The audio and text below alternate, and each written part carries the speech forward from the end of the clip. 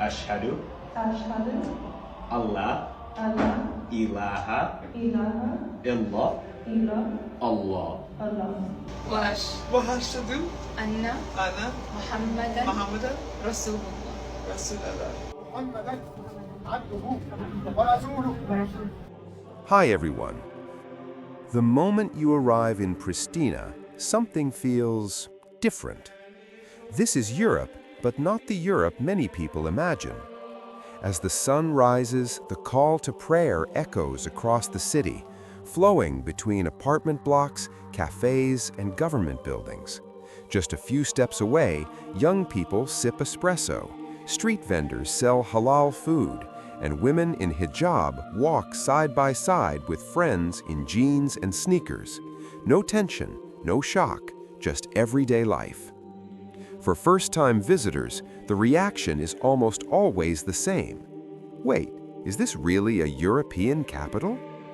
Pristina is the capital of Kosovo, a small country in the Balkans, but its identity is anything but small. With around 90 to 95% of its population identifying as Muslim, Pristina stands as one of the most Muslim-majority capitals in Europe. Yet, strangely, this fact is rarely highlighted in Western media. There are no dramatic headlines, no loud debates, no urgent warnings. Instead, there is calm. Mosques stand peacefully near modern shopping centers. Islamic traditions blend naturally with European lifestyles. Here, being Muslim does not mean stepping away from modernity. It simply means living it in a different rhythm. Pristina does not shout its identity to the world. It doesn't need to. And perhaps that quiet reality is exactly why this city makes so many people uncomfortable and curious at the same time. Because Pristina challenges a powerful assumption, that Islam and Europe cannot truly coexist. In this city, they already do. Statistics don't shout, but they can quietly shake long-held beliefs. In Pristina, the numbers are impossible to ignore. An estimated 90 to 95% of the city's population identifies as Muslim. That single fact places Pristina among the most Muslim-majority capitals in all of Europe. Yet it remains one of the least discussed. Why? In most European capitals, Muslim communities are described as minorities, often framed through debates about migration, integration, or identity. Pristina breaks that mold completely. Here, Islam is not on the margins, it is the social majority, woven into daily life, culture, and history. But what surprises many observers is what doesn't come with those numbers. There are no religious police, no rigid public rules, no visible clash between faith and freedom. Instead, the city moves with a relaxed confidence. Friday prayers fill the mosques, while nightlife still hums on weekend evenings. Traditional values exist alongside modern ambitions without constant conflict. Western media often focuses on Muslim population growth as a future challenge. Pristina represents a present reality, and it works. The numbers don't tell a story of chaos or division. They tell a story of normalcy, and that may be the most uncomfortable statistic of all. Long before Pristina was called a capital, long before modern borders were drawn, Islam had already taken root here. Walk through the older parts of the city, and the past reveals itself quietly. Stone mosques, narrow streets, and centuries-old minarets stand as witnesses to a history that rarely makes international headlines.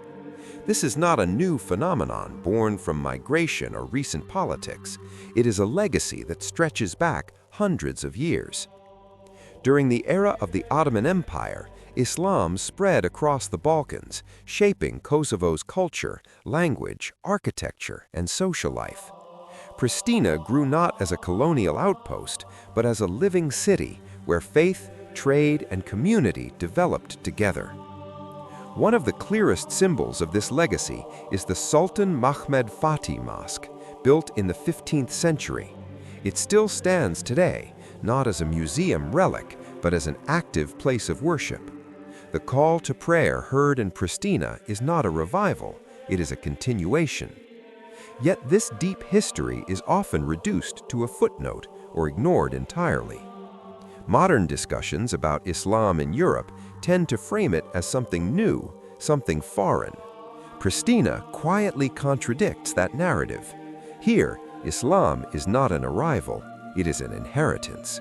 And the stones of the city remember what the headlines forget. If you arrive in Pristina expecting rigid rules or closed minds, the city will surprise you quickly. This is a Muslim-majority capital, yes, but it is also a place where modern life moves freely. Cafés are full, music spills into the streets, fashion is bold, and conversations shift easily between faith, football, politics, and pop culture. Women choose their own paths. Some wear hijab, others don't.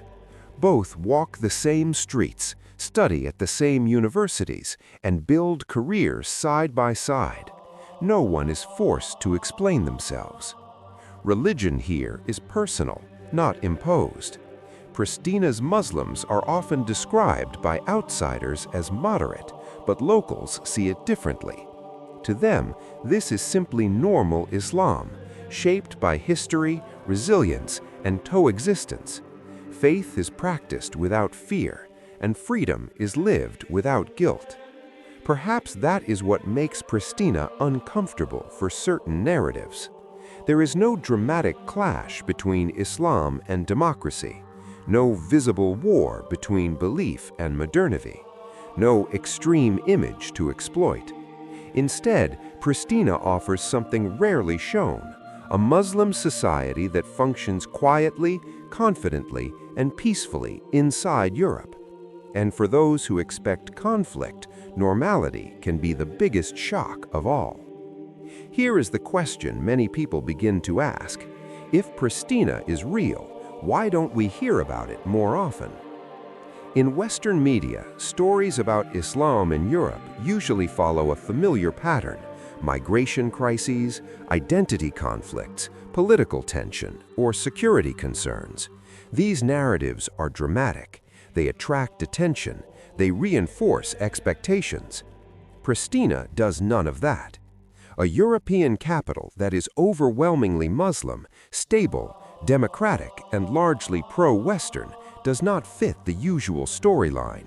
There is no crisis to amplify, no fear to sell, no clash to frame. So the city is often reduced to labels like post-conflict Balkan state or young European democracy, while its Muslim-majority identity is quietly pushed aside. Some analysts call this a narrative blind spot. Others see it as discomfort. Acknowledging Pristina means admitting that Islam in Europe is not always a problem to be solved, but sometimes a reality that already works. That idea challenges years of assumptions. It is easier to talk about Islam as a future issue than to admit that in one European capital, the future has already arrived, and it looks ordinary.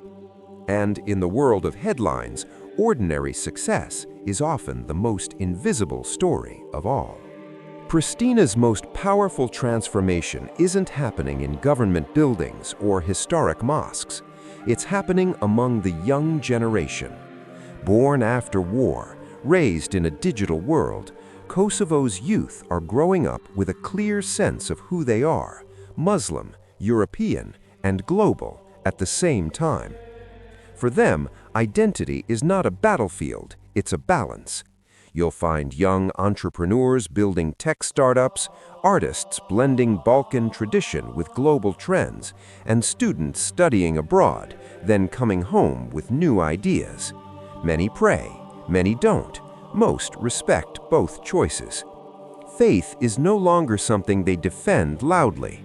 It's something they carry quietly. Social media plays a huge role. Young people in Pristina connect with the world instantly, showing a side of Muslim life that is rarely broadcast.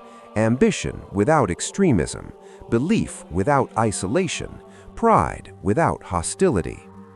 This generation rejects old labels, East versus West, religious versus modern.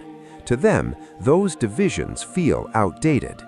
In Pristina, the future of Islam in Europe isn't being debated in talk shows. It's being lived, casually, confidently, and without apology. They are tired of being explained by others. Online, they show a version of Muslim life rarely seen on international screens. Calm, confident, and unapologetically normal. No slogans, no shouting, just living. This generation doesn't argue that Islam belongs in Europe. They assume it does. And in that quiet confidence, Pristina's youth may be doing something radical, changing the narrative without ever trying to fight it. Despite its calm surface, Pristina does not live in isolation from the world's storms.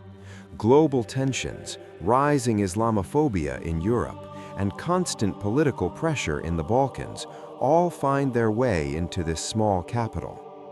International headlines often paint Islam as a risk, a question mark, or a threat, and Pristina feels the weight of those narratives, even when they don't match daily reality. There is also pressure from within. As Western culture flows freely through social media and entertainment, some fear the slow erosion of tradition.